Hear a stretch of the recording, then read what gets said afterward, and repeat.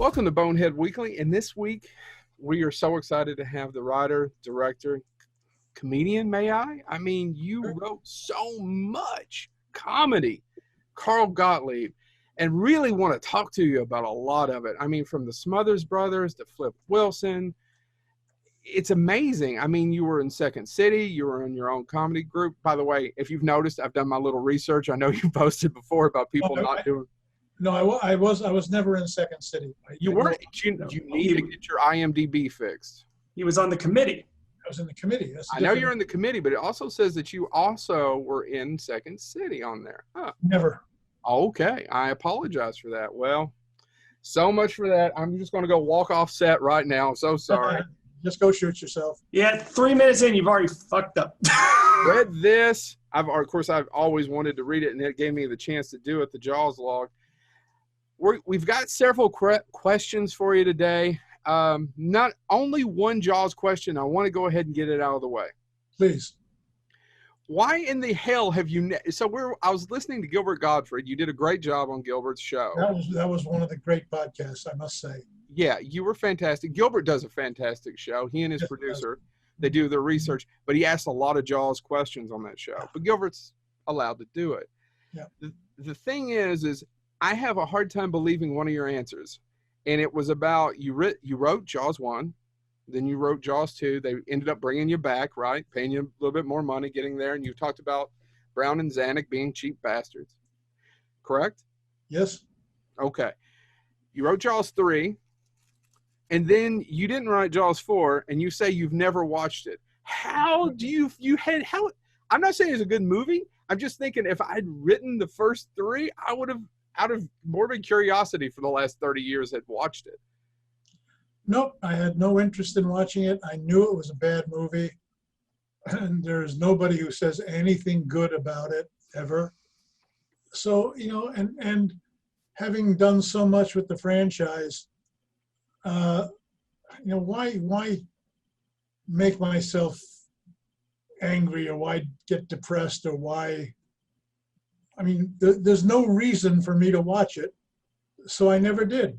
And I'm happy to say to this day, I never have. It's an hour and a half of your life that you would have never gotten back.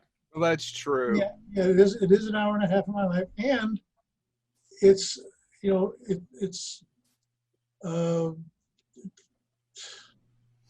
don't know. It's such a commercial enterprise. It's bad enough.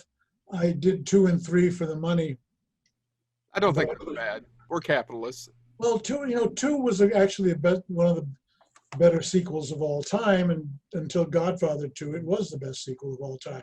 But and 3, Joe, my friend of mine, was directing it. And Joe Alves, the production designer on Jaws 1, just for our audience so they'll know. Yep, and Joe Alves, they got in trouble and they called me, and I was free, and I was able to go down on location and do my thing again, working, with everybody on location, with a producer who was even a stingier bastard than Zanuck and Brown, the dreadful Alan Landsberg. Yeah. But and by that time I was through. I mean, have you ever had that? Like when you've had all you can eat pancakes and somebody brings you another pancake, you go, no, I don't think I'm going to have a pancake for a while. Right. And that's the thing with Jaws 4. It's it's a dish that I have no taste for. I'm done, basically. Go ahead. I'm a fat bastard, so I've never heard just stop eating pancakes. So yeah. You're probably better at restraining yourself than I am. But it was just fascinating to me because I would have thought over the years, curiosity would have got the best of me. Just to put it in and say, well, shit, it's got Michael Caine in it. Yeah, but he's such a whore. Aren't we all? No, he's worse than most. I mean, Michael Caine never met a money part he didn't turn down. And he does a workmanlike job, and you pay Michael Caine, you get what you pay for. And he's a conscientious actor, and all credit to him. But I don't need to see another Michael Caine performance of. I don't know. I just no need. I have no desire for Jaws 4. Well, that was really my only Jaws question before we got started, because I that was the thing that was just clicking in my head, and I couldn't find, and I'm sure you've been asked it before, but I couldn't find anywhere where someone was like, why haven't you watched Jaws for? Because it's a turd on a plate. Why would I? Right. Were you rewriting Matheson? Was Matheson one? I actually haven't looked up Jaws 3 screenwriters. Was Richard Matheson one of the writers? Yes, Matheson wrote, I think, the first draft. Okay, that's what I thought, and I honestly, goodness, had looked back up to check that. Yeah. Okay. Well, at least you're rewriting some roles. I'm in good company. Yeah, you're in good company. The man who wrote the best haunted house book of all time, actually, the Hell House, for me. I prefer it over the Haunting. But let's get back to you. So I kind of like to start a little bit about your interests, where if it was an interest in just entertainment, working in show business or movies and comedy, what led you there in your childhood, maybe? I was always a writer. I was always glib and facile with words. I cannot remember when I couldn't read. I was reading books when I was 7. I mean, book, not comic books or children's books. I was reading Robert Louis Stevenson and, reading the classics. Yeah. And in high school, I won the prize for English composition. When I got to college, I edited the City College Humor magazine. I wrote material. When I transferred to Syracuse, I wrote a weekly column at the Syracuse Daily Orange. So I was always a writer. Mm-hmm. And when I graduated Syracuse, I had a dual major, theater arts and journalism. I went to what is now the Newhouse School of Communications, but at that time it was just, Syracuse Journalism School. But it was one of the good ones, Syracuse, Northwestern, Columbia. That was where you went if you wanted to be a serious journalist. And I did. I mean, since I was facile with words, it seemed a natural choice. And the theater arts department did not have a language requirement. So I was tired of, trying to pretend I could understand French. So I majored in theater, and it was a turning point in my life. We had a charismatic chairman of the department. He imbued us all with a love for the theater. So when I graduated mid-year. I graduated in January. And January in Syracuse, New York is a gray and dismal and it sounds awful. It's a terrible time. So, and then there's no ceremony, there's no cap and gown, there's no parade. I only had to do 9 credits. I had 2 drama classes and a gym course that I had to complete in order to get my diploma. So I graduated, and they said, well, you can come back in June and wear the robe and walk in the parade, but you're done. And I realized no more term papers. I was finished. I had nothing to do. I was out. So before I returned to New York City, which was my home, I said, you know what? I'm a theater and journalism major. If I can possibly help it, I am not going to do any part-time jobs. I'm not going to be an office temp. I'm not going to be a cab driver, a carpenter, a merchant seaman, a bartender. I'm not going to do any of those things. If I can't make money in the writing or in the theater, then I'll deal with it. But my goal is to make money writing, performing, direct, being in the theater. Show business. And show business is my life. And luckily enough, at first I was getting paid like $25 and meals to do lights and sound for Greenwich Village Coffee House. And then I went from there to appearing part-time on stage, emceeing the shows. And one thing led to another. And then I got drafted. I went in the Army. And when I was in the Army, despite the fact that my job description was company clerk, I worked in Army entertainment, what they call special services. Right. Not special operations. And not special services, yeah. Getting Bob Hope to the troops. Yes, my military occupational specialty was the same as the guys who hand out ping pong paddles at the service club and run the projector in the base movie theater. So my uncle did the same thing in the Air Force. Right. So so I was in the Army doing that, and I was in. As it turns out, I was performing pretty well. So I got into the All Army Entertainment Contest with a friend of mine from the base. We had a comedy act, the two of us, which I cribbed from my friend Larry Hankin, who was in Second City at the time. Oh, and I want to ask you about your best Larry Hankin story. A great character actor.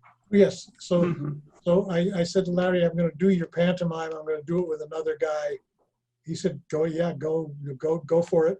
So I did. And me and Dennis Parashy were finalists in the All Army Entertainment Contest at Fort Knox, Kentucky. And we toured with the show, and I lost. We lost. And I remember we were winning right up until the finals. And then, because we were representing Fifth Army, right? We were the Fifth Army entertainment team. Right. And somebody from Sixth Army, which was U.S. Army Pacific, USAPAC, we were in the group specialty category. And this guy came out with a whack in a bikini.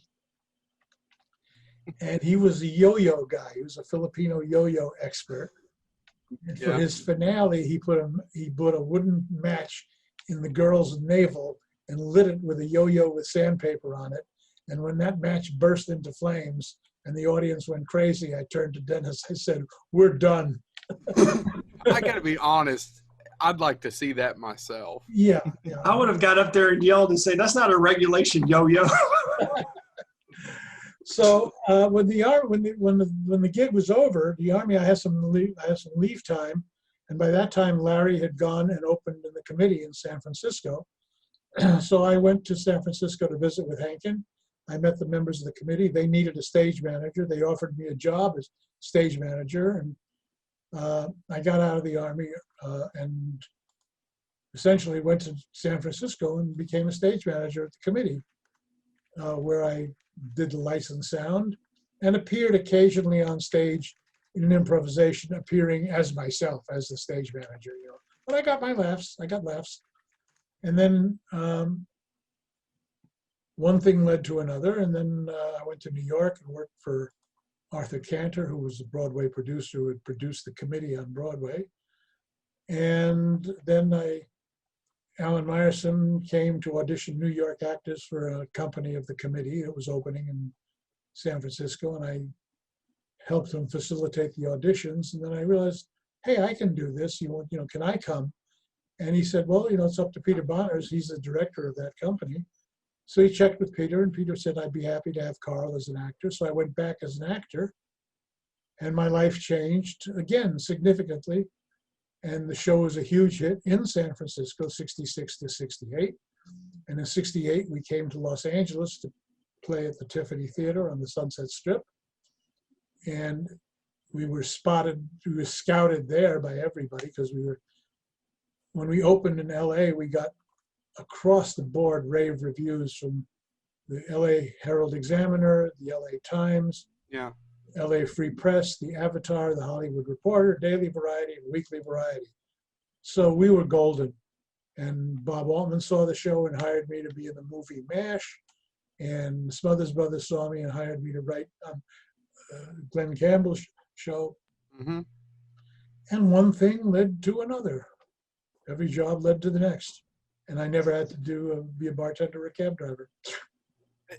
That is a tremendous story, sir. I part of it, you're clearly extremely talented, but another part of it, just because we talk to normally writers, producers, production designers, directors, always behind the scenes. We don't do a lot of actors, and that's one of the reasons we really wanted you, is that you know that a certain amount of that, and not taking anything away, was just sheer luck, being in the right place, meeting the right people, and being at the right time. Totally. When you reflect on that, what are your feelings of, like, how did that even happen?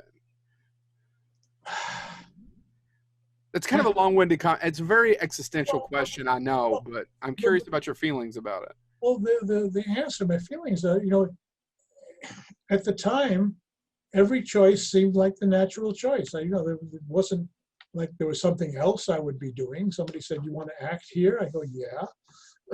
And my criteria for accepting the gig was generally, have I done this before? And if the answer was no, then I said, well, okay, I'll take the job.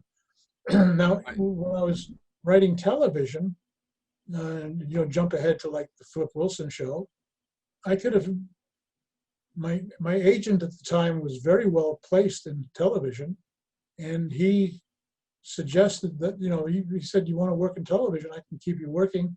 And the truth is, if I had concentrated on TV, I could have probably created a show, become a showrunner, and become a billionaire, or at least a multimillionaire. Yeah. But that I would have, then the Fish movie came along, and that was my first produced feature. So Well, you talk about that in the Jaws log. You talk about at the time, if you could get out of TV and go do a feature, you do that. That's what people would do. It's not like it is now. No, that was where the money and the prestige was in features. Right. When I had an opportunity to do a feature, I grabbed it. Nowadays, the money and the prestige is in television. Features, are comic book action movies and sensitive art films, and there's nothing in between. A movie like A Few Good Men would never get made today. No, not at all. Even with that cast. With Jack Nicholson and Tom Cruise, you could not get a deal to make A Few Good Men, certainly not for $30 million. No. Totally. So, they would want to do it as a 10-part series on HBO. Yeah. So, and now there's you can't even see all the good stuff on television. There's just too much of it. Yeah, absolutely. Yeah. I do want to go back to talking about the committee, Carl, because this is just a story about working with him. One of my favorite people of all time is Howard Hessman. Yes. I grew up watching him on Head of the Class, and Sure. let's be honest. Police Academy 2. WKRP. And I was leading up to WKRP in Cincinnati. I'm sorry. But Howard Hessman is just one of those great actors of my time that I just always attached to. And I was just wondering what it was like working with him. Well, he was in the great tradition of committee stage managers who became part of the company as actors, starting with me. Yeah. Howard replaced me as stage manager. And in '66, we both became actors in the same edition of the company. And we gravitated toward each other because we had this commonality that we had both done lights and sound for other actors, and now we were the actors, and Jim Crano was doing lights and sound for us. We wrote a sketch together. We improvised a sketch that was one of the first things that our company came up with that went into the show. It's a thing called Wide World of War, or Vietnam Sportscaster, in which we played two color commentators. I still remember the opening riff. Please.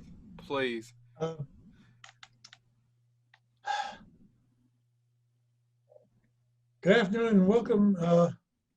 Good afternoon and welcome. We're here today to watch. We're here to watch the 81st Airborne Division tangle with North Vietnam's crack 7th Regiment. Both teams undefeated and untied so far.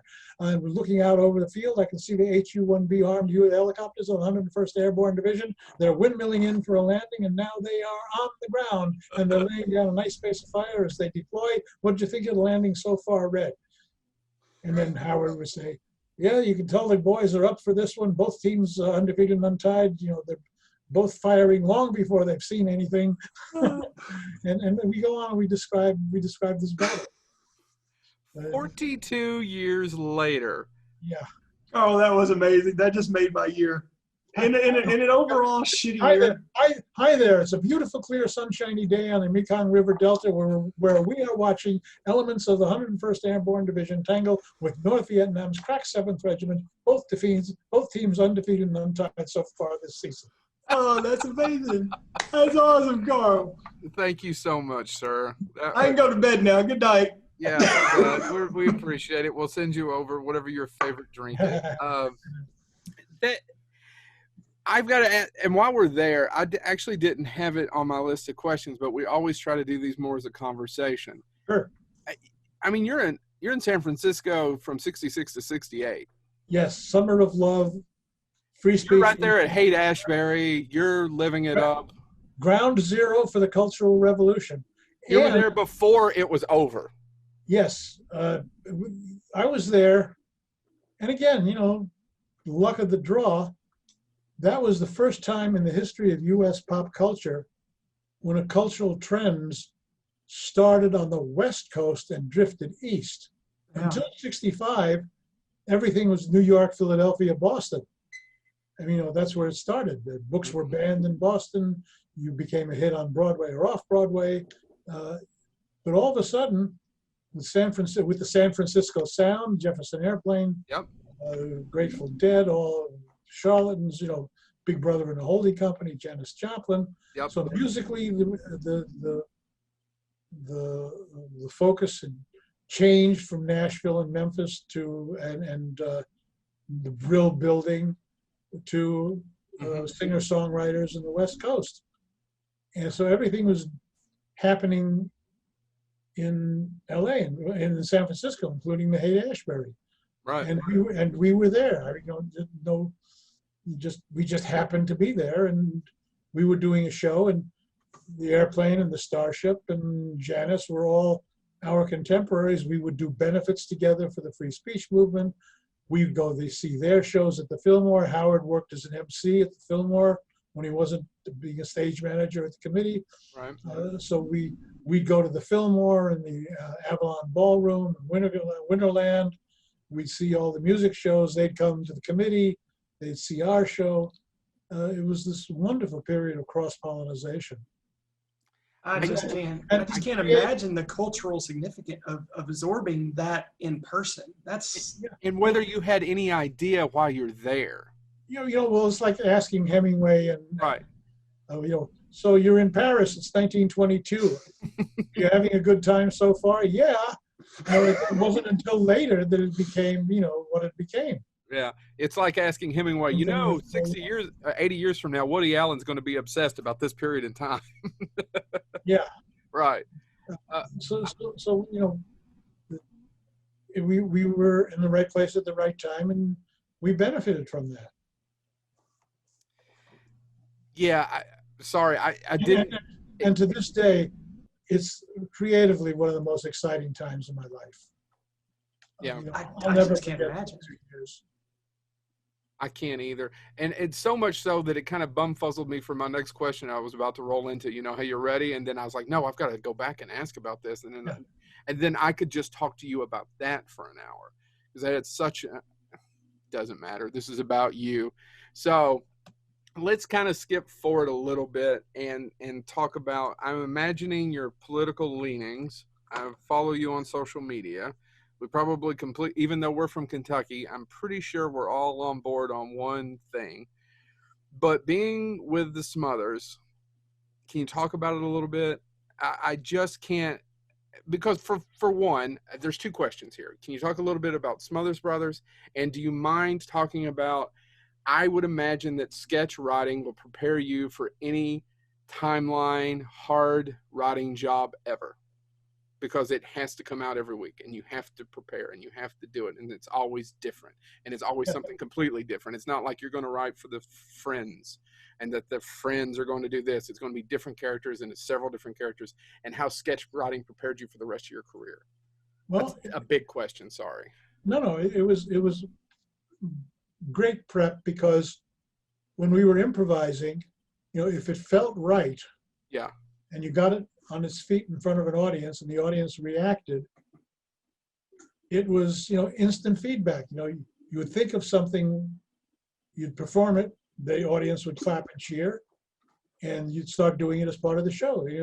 So I got to the point where, just as a self-analytic performer, I'd go, yeah, this will probably work. And it got so that when I would write physically, instead of improvising, I'd have to write it on a piece of paper and hand it to another person.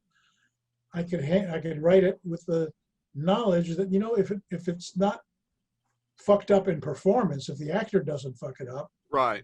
This will probably get a laugh. And I was rarely wrong. You know, sometimes you're wrong, you're not right every time, but I have a definition of professional. I like to think of myself as a pro in the comedy world, in the writing world, and in everything I do. I like to think of myself as a pro. Now, to me, the definition of a professional is that no matter how you feel, no matter what the temperature is, no matter, you know, what's going on in your life, when you've got a job to do, and this goes for professional carpenters and professional race car drivers and professional ballerinas. Yes. It's all the same. You perform at a level of competence that at its worst is serviceable, audience friendly, and you're not a disgrace. You know, nobody's going to be bored. Nobody's going to change channels. You're going to do a workmanlike job that you're not going to be ashamed of. That's what a pro does. Now, being a pro means that at the worst, your work is serviceable and useful and you know, worth paying for. Yeah. And when you're good, or when luck strikes, or you hit a lucky combination of performer and material, like when I wrote a sketch for Lily Tomlin and Richard Pryor. You know, how can you go wrong? And when they add their talents to what you've done, you know, you go, wow, you know, this is unbeatable. You can't beat this. So the workmanlike pro level can rise to the level of art, you know, that it can be. But I'd rather be known as a pro than an artiste. Agreed. I actually know exactly what you're talking about. I'd rather be known as an entertainer than an artist or someone. Yeah. Now, real quick, just in terms of writing short form sketches. Yeah. You've written full length TV shows. You've written movies. But I can just writing sketches has to be hard because you have to put a beginning, middle, and end. It's just a short frame, and it has to hit. Unless you're Python, in which case you don't have an ending, and Terry Gilliam just comes in and does the animation, which is the genius. But we've written a lot of sketches ourselves too, so that's probably the reason why we're asking a lot of these questions. And now for something completely different. Right. That was the genius of Python. Yeah, but the work on variety television, principally the Smothers Brothers show, and then later Flip Wilson, right, and also performing. There was a show called the Ken Berry Wow Show, in which I was a writer, performer, on-screen personality. In doing that work week in, week out, in being a professional and trying to get it right. Yeah. I'll backtrack a little bit. When I was in college, I could not afford anybody to pay somebody to type my term papers. I had to type them myself. And I hated typing. To me, the greatest invention in modern office supply was corrosible bond. and carbon sets where you didn't have to. So I trained myself in college. When I wrote a paper, I would do extensive research. I'd get my 3x5 cards all organized, or a yellow pad with the outline for my paper. And then I would type it. And what I typed was what I turned in. I hated retyping. I avoided it like the plague. I didn't like rewriting. I try to get it right the first time. And that stayed with me all my life. So when I was writing comedy, I tried to get it right the first time. And very often when my material was performed by writers, I saw okay, I got that right. Everybody's laughing where they should be laughing. And because I was writing on shows that devoured material, I mean, every week we had to come up with at least 5 viable sketches and a monologue, sometimes 2. You learn very quickly what works and what doesn't work. And because there's no time for rewriting except the sitcoms, Wednesday or Thursday night is rewrite night, and everybody stays up till 2 in the morning. But then the finished product is what you shoot, and then on to the next. You don't have time to dwell on it. It's not like you're nursing it, and it's not a first draft that you keep in your drawer and keep coming back to. You write it, you turn it in, you move on. And in my case, I was lucky that a lot of the people for whom I was writing were gifted performers. They would bring their own magic to what was being done. So, some of that would rub off on me. When you're writing for Lily Tomlin, if she just does what she does, she makes you look great, because she's so good. So I was working for good people. I was doing good work. One thing led to another. So sketch writing is a skill like any other, but I trained for it the hardest way by doing it live, where if we failed in the committee, boy, we bombed. I mean, it was, an audience silence and, patter of applause, and you just slink off stage and be happy there's another number coming up right behind you that will take their minds off what you stinker that you just laid on the stage. But we were lucky we didn't do that much crap. So Joe and I can't say that. Chad and I have done a lot of shit. Well, you got to raise your standards, boys. Raise your standards. Yes, sir. Well, certain points, have the courage to say, that's not funny. We're not going to do that. Yeah. At a certain point, you got to realize there's a lack of talent too. But anyway, we're good at self-deprecating humor. So, moving back to what I was saying, how this household had to. Some writers can be precious about their words. They can can be precious about their words. I mean, and not want them changed. So if you have someone, you mentioned Lily Tomlin, you mentioned Richard Pryor, both of these people are comic geniuses. So if they change something, I'm assuming that you didn't get mad. No. Right. And it was usually probably for the better. Sometimes, but every now and then, this happened with it happened with the Smothers and with Flip Wilson because they were stars. Yeah. And everybody loved whatever they did. And every now and then, when I was writing with Lorenzo Music. He was my writing partner on the Smothers Brothers show. Who was also a fantastic voice artist for everyone out there in the voice of Garfield. Sorry, I don't mean to interrupt. Just to let Carl, you have worked with several of those icons for me because I'm a huge cartoon freak from a childhood, and Lorenzo Music was God to me. So go ahead. So as a matter of fact, I was just talking to Mark Evanier the other night, and I've worked with all 3 voices of Garfield. Yeah. Yeah. Yes, you have. Bill Murray. Yeah, yeah. So the what was the point I was going to make? About there being stars. Flip Wilson and the Smothers Brothers are stars. So Lorenzo and I used to write the opening monologue for Tom and Dick Smothers. Right. Now, when they started the show, they had a backlog of a 2-hour nightclub act that they could pirate, and they could use bits and pieces from their act. But eventually, after 2 years on the air, they ran out of material from their act, and they had to do fresh material, and Lorenzo and I were writing that. Mm-hmm. And we had, I like to think we had a good ear for what the boys sounded like, but every now and then they would try to make it their own, and they would kind of substitute lines and say it differently. Mm-hmm. And it would not play as well. We wrote them better than they played themselves. And we'd look at each other and say, oh, for Christ's sake, don't make it your own. Just read the cards. You'll get the laughs. Trust us. But every now and then they don't trust you. They want to make it themselves. They want to make it their own. So they add little touches and frills and flourishes, and they may ignore the setup or ignore the punchline coming where it's supposed to be.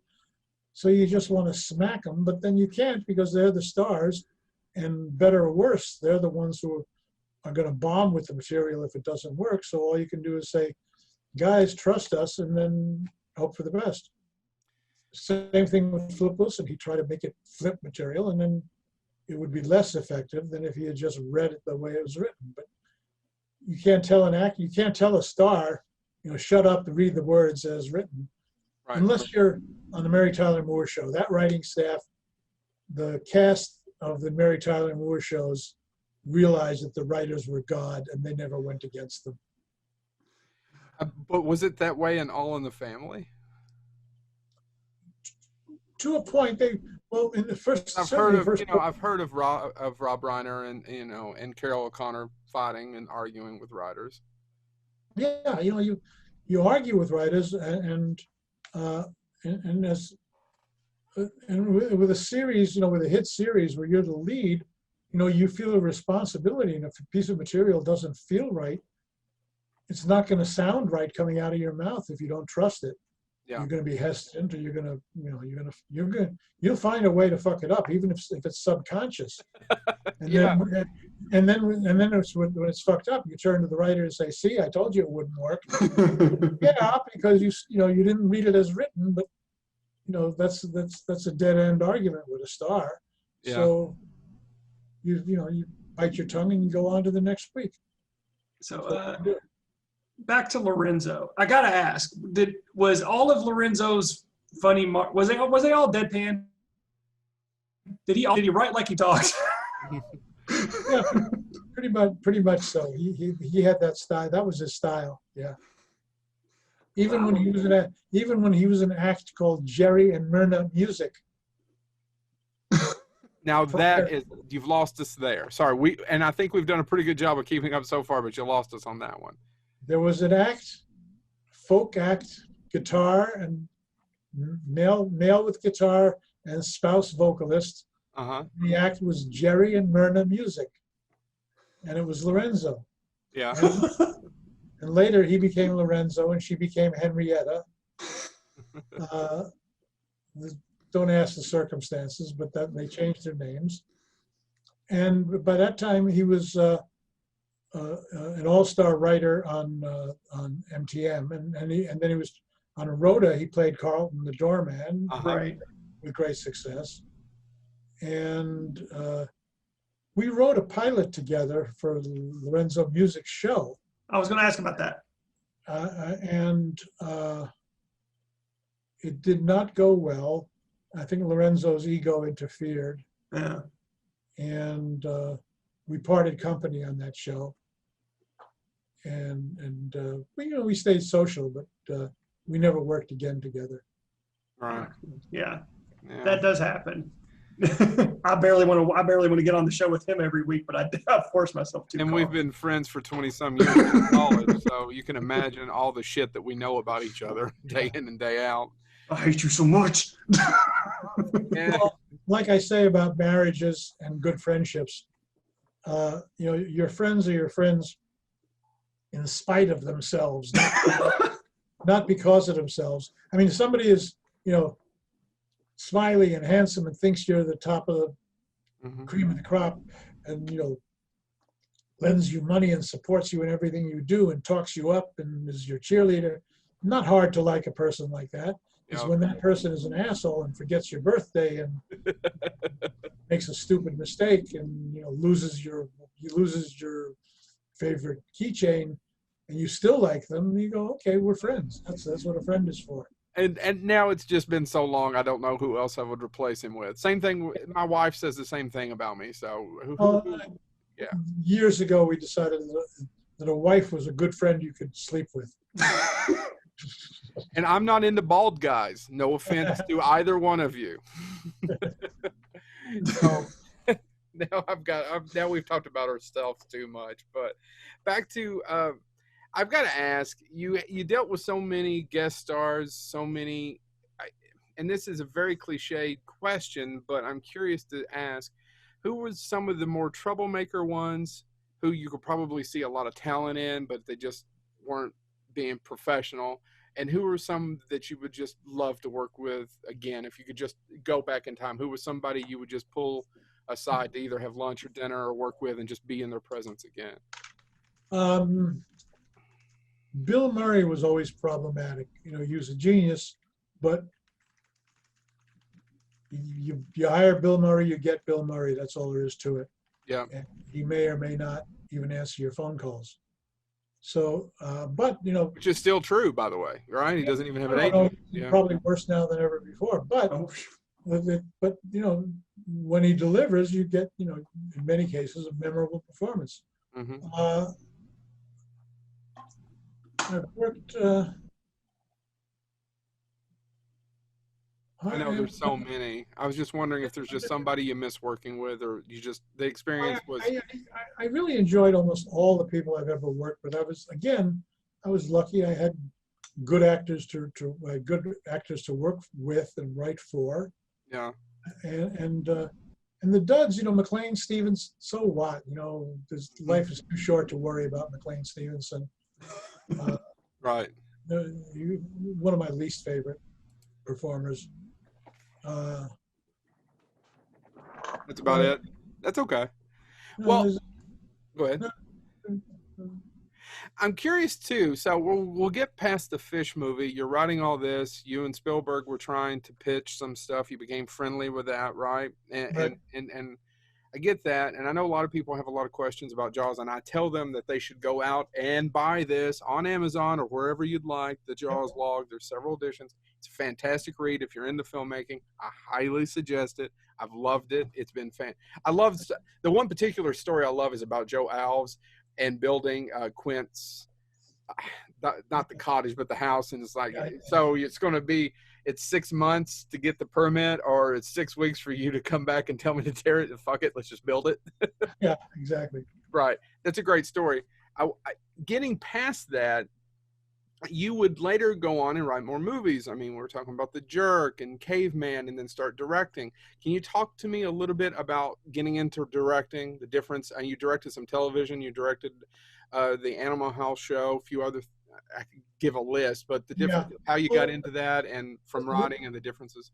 The thing, having started in the 3-network universe when, the feature director was God King, I got a feeling for, gee, it would be nice to be God King. It'd be nice not to have everybody second guessing your decisions. Yeah. And the easiest and most rewarding job is actor. You come in, you say your words, you go home. You don't have to worry about the production, about the budget. They bring you to a trailer. Somebody comes and leads you by the hand to the set. They point to the floor. There's already marks there for you to stand on. Everything's done for you. And do you want a coffee? And they bring you a coffee or a water. And you say your words. You look at the other actor. They film it. And you go home. Yep. Perfect job. Then, if you're a writer, you're called in. There's rewrites. Or the actors are changing the lines. Or we need to cut 3 minutes out of the show. There's all the complications. But the director says, I want it blue and I want it over here, and everybody says, yes, sir. So who wouldn't want to be a director under those circumstances? So when the opportunity came to direct, I jumped on it. Steve Martin did this, Steve Martin had a 3-picture deal at Paramount, was going to do 3 movies there. Yeah. And he asked me if I would co-write his first film with him. Because by this time I had done Jaws, I had done Which Way Is Up with Pryor, so my comedy credentials were in order. So Steve and I teamed up, and as part of the run-up, the studio, or David Picker, who was a very foresighted, smart movie guy, said, you know what, let's do a short subject with Steve Martin, and we'll put it in the theaters. We'll give it to the exhibitors for nothing. We'll put it on one of our big releases like Grease or something. Then the theater audience will get to see Steve, the nightclub comic, on the big screen, and it'll help sell him. Now, in the old studio days, they would have taken him like Jack Oakey and put him in, as a second banana in some comedy movies. He would have been under contract to the studio. He would have done half a dozen films, and then they would have given him a starring role, kind of like Hope and Crosby or everybody else. but those days were gone.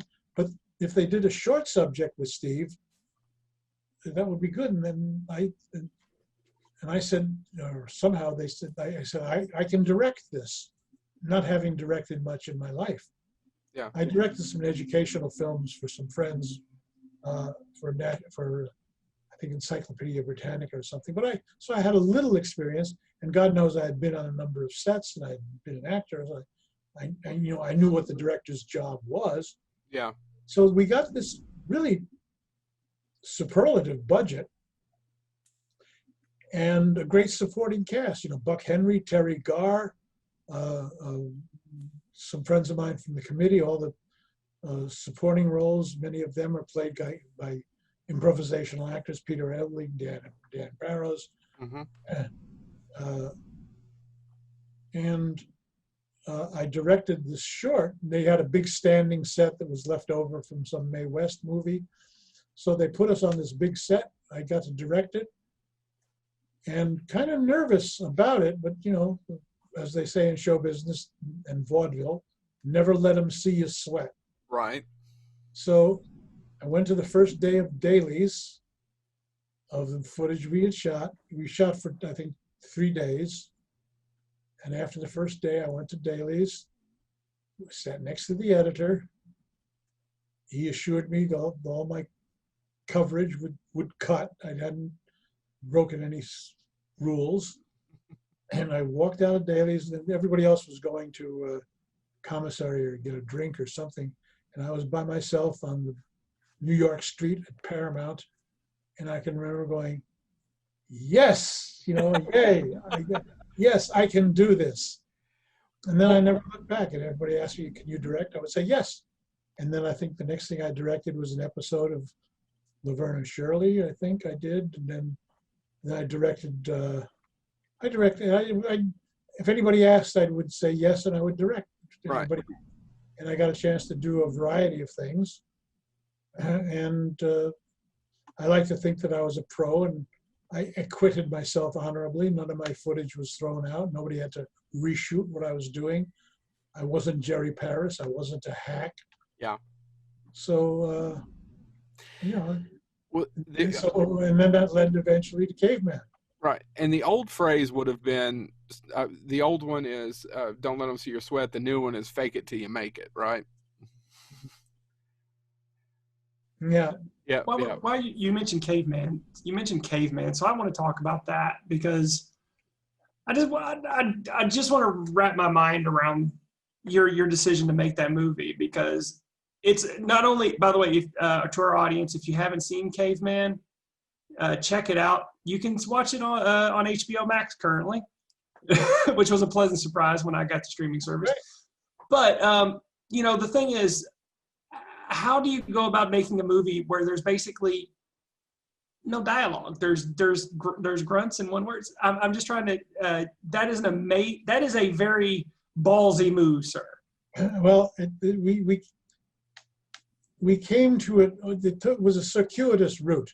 Yeah. Larry Terman and David Foster were producers. They were commercial producers. I think they had a deal at Warner Brothers, and they approached me. I don't know where we connected, but they approached me, and they said, "Do you remember 1 Million BC?" And I said, "Do you mean the 1930s version or the Raquel Welch version with Raquel in a fur bikini?" Can I interrupt you real quick? Carol Landis way better than Raquel Welch. Yes. So they said, "Do you remember 1 Million BC?" And I said, "Yeah, of course." And they said, "Well, we want to do the same thing, but funny." I said, "Okay, prehistoric funny movie." So we worked out a deal. It was a regular studio deal. My agent negotiated. And I wrote a film that was quite different from the eventual film. But I wrote several drafts of a prehistoric comedy about a bunch of losers and how they become the genesis of mankind. In my first drafts, the non-losers spoke French. The established tribe spoke French. My guys spoke English. But it was, I think, perhaps a little too heady a little too progressive. It sounds like Mel Brooks a little bit to me. And I know you wrote it with Rudy DeLuca, but sorry, keep going. Curiously enough, when I turned it in, Turner and Foster were not happy and they didn't want to go to the studio with it. So they said we were thinking more slapstick, more Mel Brooks. But Mel Brooks is headier than people give him credit for. But yeah. Yes, but he's also right. Lowbrow enough. Yeah. The fart scene is not heady. No, but there's several Kafka jokes throughout those movies, but keep going. So they suggested Rudy DeLuca works with Mel, and would you like to work with Rudy DeLuca? Now, I didn't know Rudy, but I knew his work. He worked with Barry Levinson. He'd been a partner. So I said, well, subject to me meeting with him, I had approval. So I said, let me meet with him, and if we get along and we think we can collaborate, I will. So I met Rudy, and we got along. He had a lot of good ideas, and he was certainly into the slapstick end of it. So we teamed up, and we wrote a funnier version of without language. Mm-hmm.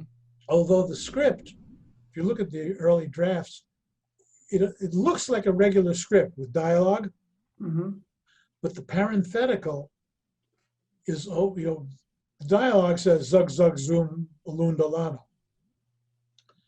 But in the dialogue block, there's a parenthetical that says,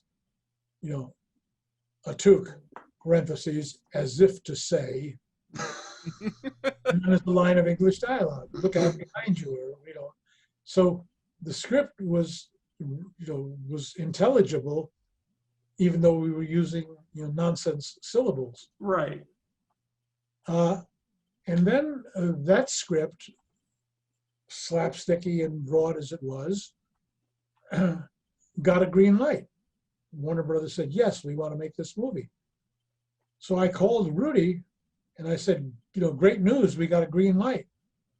And Rudy said, great, can I direct it with you? And I had it in my contract that if the movie was picked up, I would direct. Uh-huh. And this was before the Coen brothers, this was before all the collaborative directings. And I said to Rudy, I said, I really don't think that's a good idea. Well, a movie should have one director. And by contract, it's me. So the contract, and I'm going to direct the movie. And he got all frosty. He said, well, we'll see about that. And he went out and he told people how much of the draft was his work and not mine. And we parted company on a sour note and haven't talked much ever since. We were happy to, and the movie came out and I had disagreements with the producers over what was funny and what wasn't. Turner and Foster, for all their genius as producers, are not funny guys. They don't understand comedy.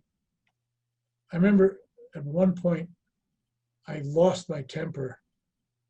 It was the music cue or something.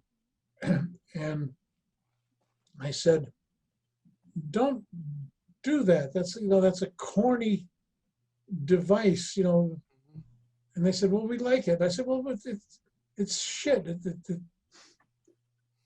denigrates. I said, I have written for every comic genius in the business. I've written with Lily Tomlin and Richard Pryor and Robin Williams and Flip Wilson.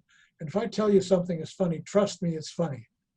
So Larry Terman hits me with the unanswerable argument. He says, Carl, we understand you're upset with the way we cut the scene. I was upset with the way you cut the scene. If it's a question of me being upset or you being upset, I'd rather you were upset. I said, well, I am, and I can't answer that argument. That's unanswerable. And so they put, and it is, that cue is less valuable than it would have been if they did it my way. Later on, they wanted to change a joke, and I said, Jesus, that's not, trust me, the way I did it is really funny. And they actually went and cut it the different way and previewed it, and it lay like a turd. Yep. They put it back together my way, and it's the biggest laugh in the movie. It's when the insect gets crushed on Oh, Ringo's face. That is one of the. Yeah. In preparation for this, sir, I actually rewatched it because, and yeah, that's one of the fun. That is one of the funniest. Yeah, when they showed me the bug and loaded it with the squishy stuff, I said, yeah, more squishy stuff, more. And the more the better. And they thought it was too much. I said, you can't be too much with that gag. And luckily, I won that argument, and the gag is the biggest laugh in the movie. I gotta admit that, and the discovery of how man walked upright, and also the invention of modern chiropractor. This is gold. But I do want one aspect of that I was kind of curious, because at the time I was surprised it even got through. The caveman group that comes in and meets after they're the kind of like the misfits. You have Carl Lumbly as the African American, right. You have the dwarf, but then you have the homosexual couple, and I was just kind of curious how that even got in there and got approved. They, the actors came up with Ed Greenberg and I forget the other actor. They came up with this like affinity, and I said, well, you know what? We don't have to, point fingers at it. We don't have to, they're just. Right. We understand that this is a tribe of misfits, and if you guys are going to be gay, you'll certainly be misfits in primitive society. So yeah, if you want to hold hands in the scenes, go ahead, and they did, and so we had this wonderful ensemble. I just loved Ringo and Dennis Quaid's reaction to each other when they walked in holding hands. They go, ah. then it's never discussed again. Yeah. I thought that was just a smooth transition, sir. So yeah, well, with comedy, it doesn't help if you as the jargon, if you hang a lantern on it. Yeah. If anything that you can throw away that is perceived, it has to be thrown away artfully. You can't throw it away with framing that robs the moment. But if you framed it and shot it correctly and the actors perform it right, you don't have to embellish. It'll stand on, trust the audience to get it. Right. That's the hardest thing in comedy is, fucking trust the audience. They're smarter than we are. Yeah. A group of 100 people in the dark is smarter than anyone, including Larry Gelbart and Neil Simon. Yeah. The audience tells you shit you never knew was true until they tell you. Yeah. I think that's what with modern comedy, that's one of the big issues. Because I talked to Joe about this, is modern comedies, I don't laugh anymore. It's, there's no subtlety to it. It's all like boom in your face, and I miss that. That's why I go back to the older movies, the older comedies, because that was an art that I feel like forgotten lately. So really quick, I want to go back. I would imagine you met Steve writing on Smothers Brothers, Steve Martin, right? So that some of our audience would know he was on the show. He was a writer, he was a performer. So you met him on Smothers, right? I knew him as a street performer. I don't know where we had met. We had mutual friends. He was playing the Ice House. He was, he was playing the Troubadour. He was, as he used to say, I know you're thinking, he would say to the audience, I know what you're thinking. It's just another comedy magic banjo act. And there's a great Steve Martin story. Steve Martin opened for Anne Margaret in Las Vegas.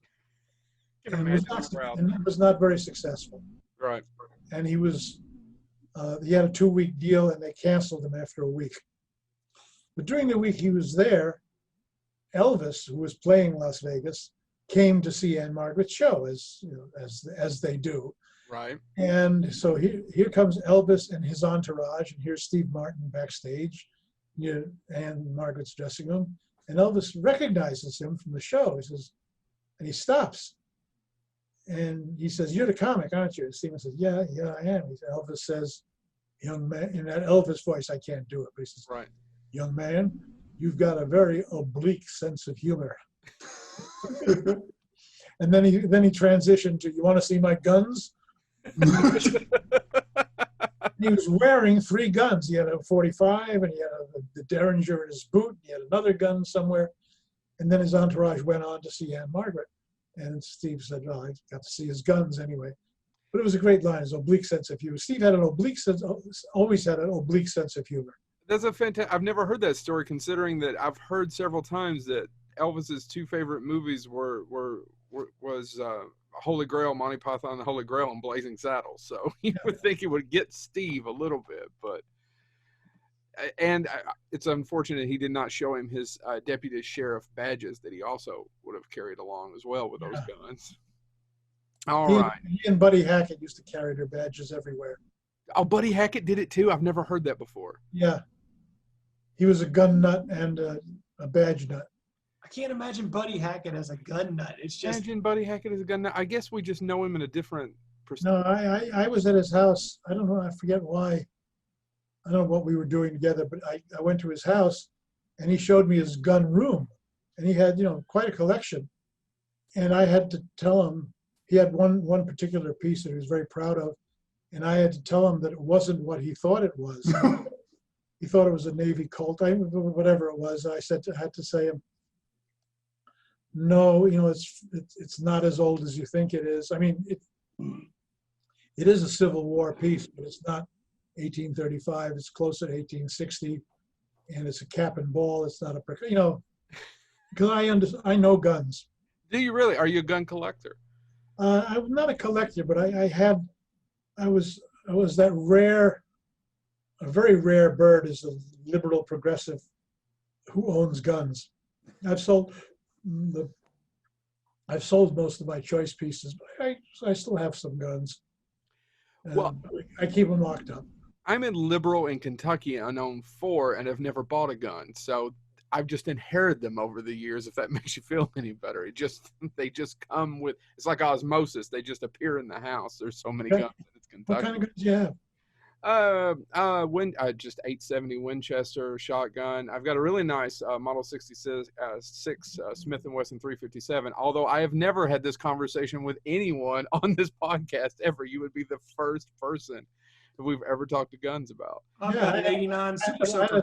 I had a Smith & Wesson Model 19 Combat 357 Magnum, and I had a shotgun which I had the barrel sawed off to the legal length. I still have that. And I had a beautiful matched pair of engraved pistols, Smith & Wesson's, a K22 6-inch barrel, and the 357 Magnum, all beautifully engraved, hand engraved with gold inlay and ivory grips. I sold them for like $4,000 a piece. So who are some of the other gun folks that you hung around? I've completely forgot his name. Chad, help me out. The director. Oh, there's a great documentary. He wrote Dirty Harry. John Milius? John Milius, yeah. So did you and Milius shoot a lot? Because you would have, he and Spielberg were friends. I've been hunting with John Milius. Me and Spielberg and Milius went hunting on the big island of Hawaii. Yeah? Yeah. You've got to tell me that story. You've got to tell me having Milius and Spielberg and you in a room. I just talk about it. I can't even imagine Spielberg hunting. Well, Spielberg and Milius were close, right? They were great friends. Spielberg has terrific eye-hand coordination. I mean, he's the genius at video games, and he's a very good shot.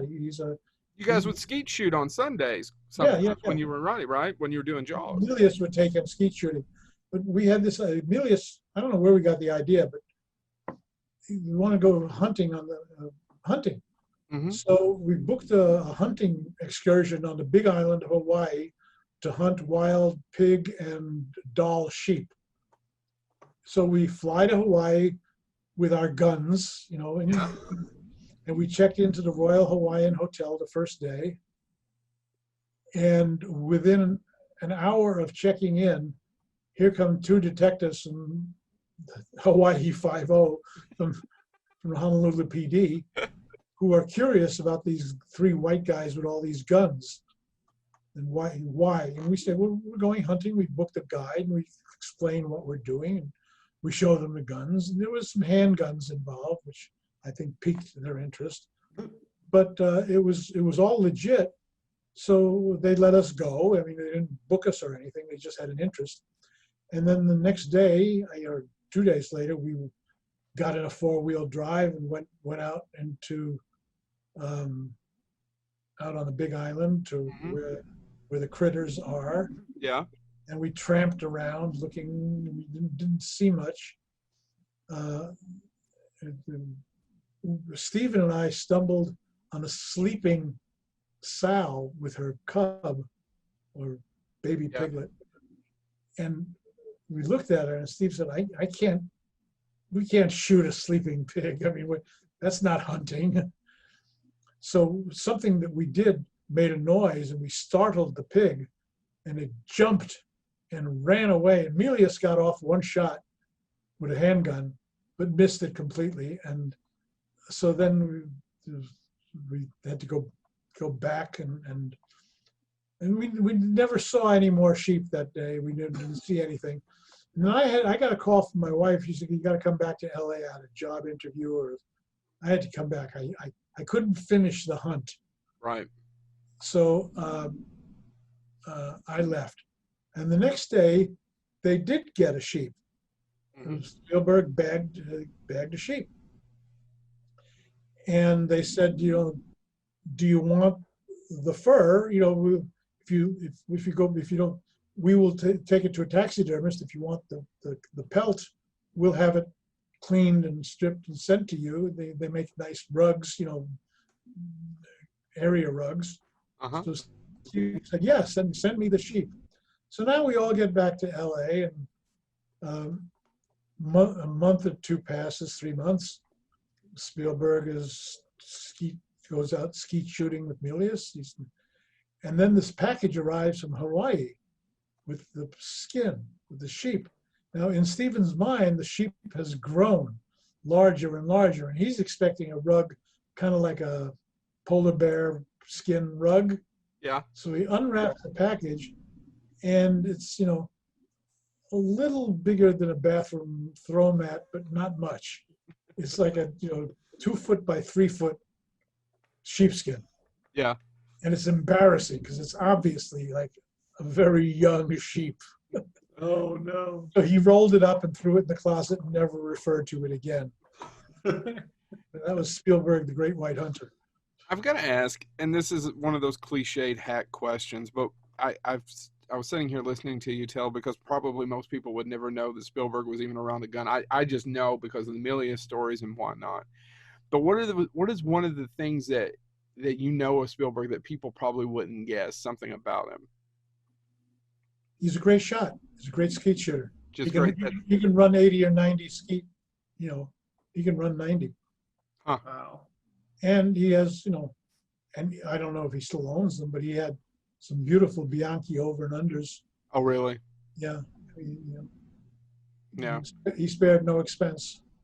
Well, he had the money. I'm pretty to sure. spend. Like I said, I imagine he still has them. I can't imagine Spielberg selling anything. No. So before we get on to, because I want to ask you about the Crosby book if we have time, I want to talk a little bit about Dr. Detroit. Do you have time? Yeah. Well, a few more minutes. We'll ask just a couple more questions if you can. Yeah. So, Dr. Detroit, you got to work with Hessman again. Mm-hmm. Yeah. Can you talk a little bit about that picture?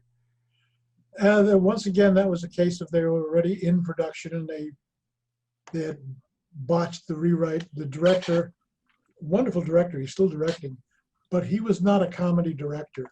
Mm-hmm. So he was missing the comedy in the script. And the script was written by a guy who wasn't very funny. Right.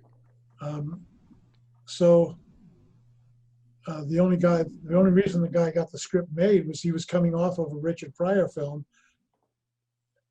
called Some Kind of Hero, with Margaret Kidder, and nobody knew that it was a piece of shit film and it wasn't funny. Mm-hmm. So he got this job. Michael Pressman got this job directing Dan Aykroyd off this picture that nobody had seen. And the minute they saw it, they realized, oh shit, we're in trouble. This is not a comedy director. So can we get a comedy writer? And that turned out to be me. So I went to location in Chicago. Belushi had just died. I was friends with Belushi and Aykroyd from Saturday Night Live days because we were all cutting edge. Everybody who was in comedy knew everybody else at that time. Right. It's a small group. Yeah. And I knew a lot of the Saturday Night Live people when they were in Lemmings before, Mhm.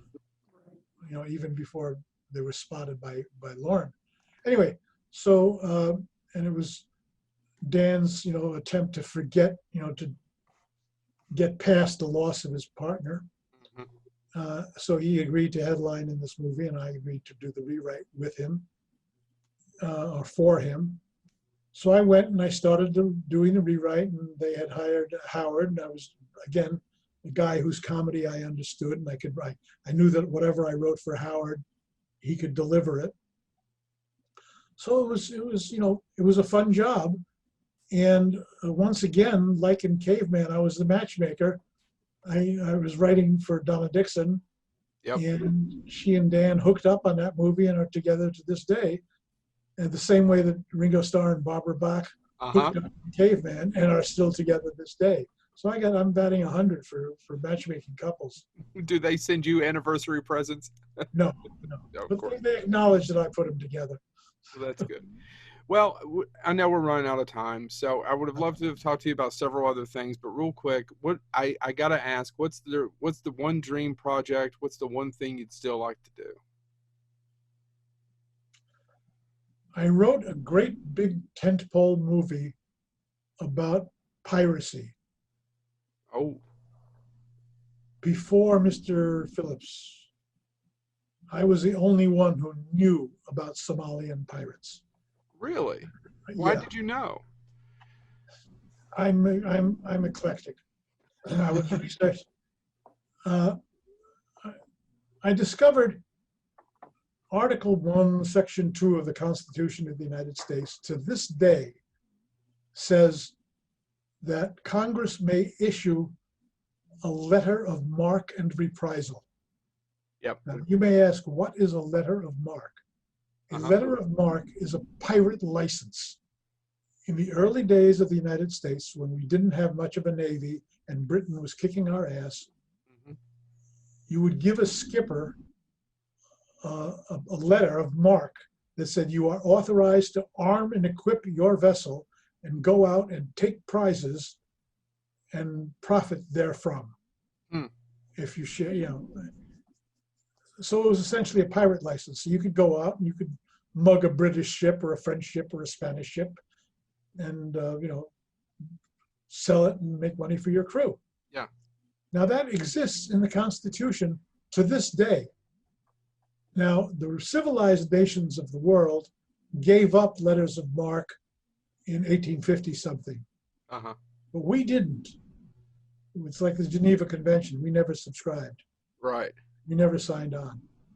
So in World War II, there was a guy who got a letter of marque, got his rifle, went up in an airship and shot at German submarines off of Atlantic City. Last time the letter of marque was used for real. It occurred to me, okay, what if a member of a senator's family was kidnapped by pirates? Like in Somalia, which was happening all the time, or in the Straits of Malacca. There was piracy. I said, what if the senator, using her knowledge of the Constitution, finds a guy who's a capable seaman, skipper, soldier of fortune, and gets a letter of marque and gives this guy the license to go after her daughter. And that was the genesis of this project. So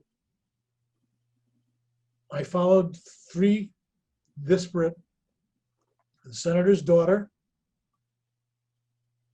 a black skipper from Africa, and a soldier of fortune, the Russell Crowe part, who's working as a deckhand on a private yacht that's taken by pirates. And the 3 of them, the African skipper, the soldier of fortune, and the senator, put together a boat and a crew to go and rescue the daughter. Yeah. And they sail for Somalia, and they get helicopter gunships. They get the U.S. to Djibouti to get the South African command. Anyway, it's a big ass tentpole movie, piracy on the high seas, and I love the opening to this day. There's a crawl that says, once upon a time, pirates roamed the high seas and took prizes, and then you cut to just the front of a boat going through the water, and then you widen out, and it's kind of a funky vessel, and it's kind of crappy, and there's kind of scruffy guys, and you say somewhere in the Indian Ocean off of Somalia, 2006. Yeah. And then widen out, and it's a local pirate boat. Yeah. You realize, holy shit, these guys are still out there. They're still doing it. So would you have wanted to direct it, just write it? I would be happy to get James Cameron to direct it. I mean, it's a movie that will never get paid. It needs an all-star cast. It needs Russell Crowe, Jimon Hansu, Meryl Streep, Jennifer Gardner. Yeah. And a great villain. Yeah. Only as good as your villain, right? Yeah, and I had a great villain. Oh. Totally amoral. He locks the guy in a cargo container as a jail cell, and our hero, as a matter of fact, he locks him and he gives him 2 buckets. He says, "Okay, this one for shit, this one for water. Don't mix them up." That's a great line. And they lock him. That's awesome. Well, Mr. Gottlieb, thank you so much. So it's called Privateers. Privateers. Because that's what letter of marque is. A boat that sails under a letter of marque is called a privateer. The last time they were common was during the Civil War, because the Confederacy issued a lot of letters of marque because they didn't have a navy, so they needed to break the blockade and harass British shipping. So right. they did. Well, thank you so much for telling us that story. That was amazing. I'm so sorry we didn't get to the Crosby, but I want to take, as little, I don't want to take all your night.